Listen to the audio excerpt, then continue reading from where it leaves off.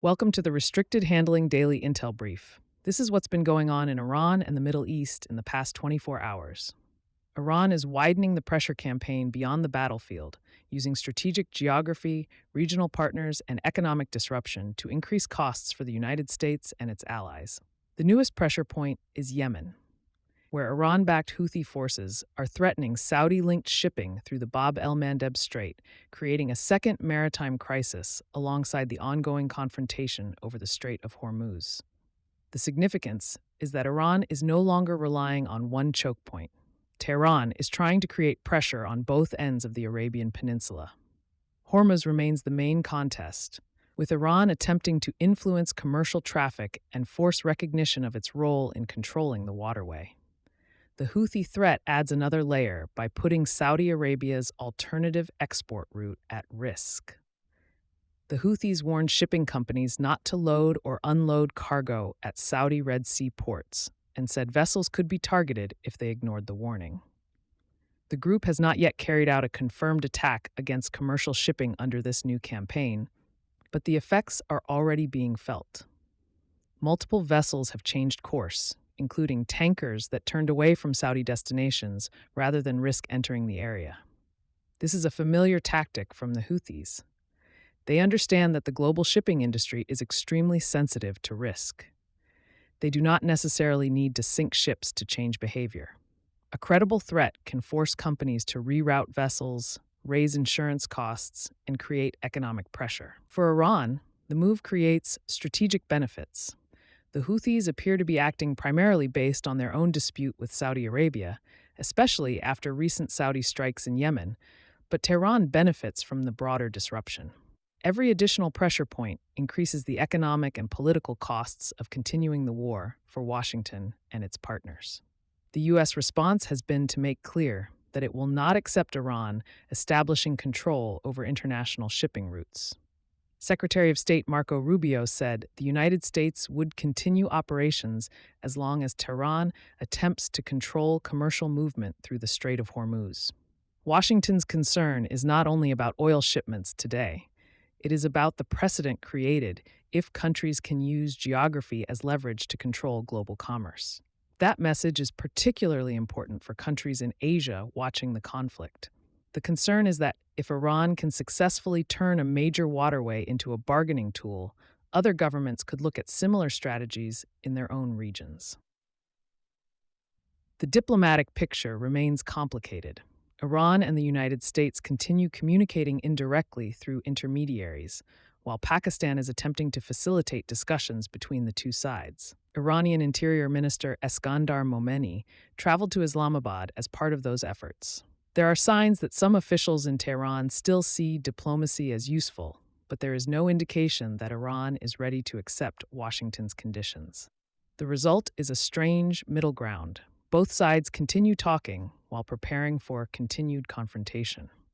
The internal debate inside Iran is becoming increasingly visible. Senior officials have acknowledged that the economic consequences of the conflict are becoming a serious challenge.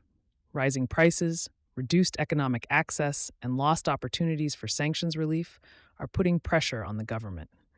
The key question is whether that pressure changes Tehran's calculations. Historically, Iranian leadership has often accepted significant economic pain when it believes the alternative is strategic weakness. The current leadership appears to believe that absorbing pressure can eventually produce negotiating leverage. The military dimension of the conflict continues to reinforce that calculation. Recent Iranian attacks against U.S. positions demonstrate that Tehran still maintains meaningful retaliatory capability despite months of strikes against its infrastructure. The attack on Muwafaq Salti Air Base in Jordan remains a major example. The strike killed American service members and highlighted a difficult reality for U.S. forces across the region. Air defenses can reduce risk, but they cannot eliminate it. The broader issue is force protection. Regional bases were designed primarily to support operations, not absorb repeated missile and drone attacks. Iran's ability to occasionally penetrate those defenses creates political pressure in Washington because every successful strike increases demands for retaliation. That cycle creates a dangerous dynamic. Iran attacks U.S. positions, The United States responds. Iran uses those strikes to justify further retaliation. The challenge for Washington is preventing a limited conflict from expanding into a much larger regional war. The financial costs are also becoming a major issue. Defense Secretary Pete Hegseth told lawmakers that the Iran conflict has cost approximately $37.5 billion so far and requested additional funding to sustain operations, replenish weapons stocks, and expand capabilities such as counter-drone systems. The debate in Congress is increasingly focused on strategy and endurance. Lawmakers are asking what the long-term objective is, how much the campaign will cost, and whether military pressure is actually producing political results. Lebanon remains another major test of whether U.S. diplomacy can produce lasting change after years of Iranian influence through Hezbollah. The first phase of a U.S.-backed arrangement began with Lebanese forces moving into southern Lebanon after an Israeli withdrawal from Za'atar al-Gharbaya. The goal is to demonstrate that Lebanese state institutions can gradually replace Israeli military control and eventually reduce Hezbollah's independent armed presence. The first steps have already shown how difficult that will be. Israeli and Lebanese forces disputed whether troops crossed outside the agreed area, and Israeli forces fired warning shots.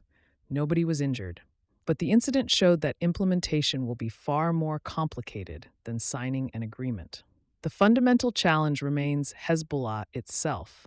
The group has been weakened, but it remains deeply embedded in Lebanese politics and society. The Lebanese government wants greater control, but using force against Hezbollah could create a domestic crisis.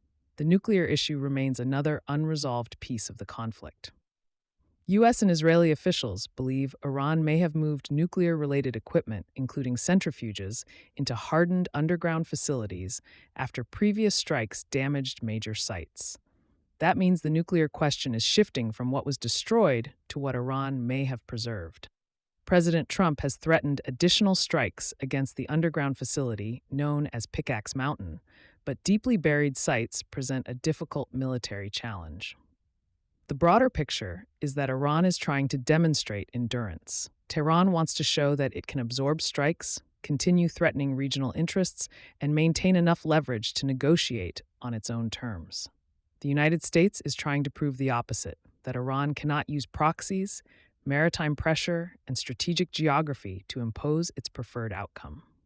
Thanks for listening. Stay curious, stay kind, and never let anyone convince you that asking questions is a security threat. For the written brief, visit restrictedhandling.substack.com.